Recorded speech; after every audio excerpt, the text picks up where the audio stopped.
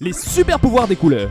On s'est tous rendu compte que les couleurs chaudes excitent, que les couleurs froides apaisent, et qu'un monde sans couleurs ce serait tellement tristoun. Oh là là. Mais ce qui est bluffant, c'est jusqu'à quel point c'est vrai. Des études très sérieuses ont constaté que depuis le début des Jeux Olympiques modernes, plus de 65% des combats de lutte ont été gagnés par les combattants vêtus de rouge.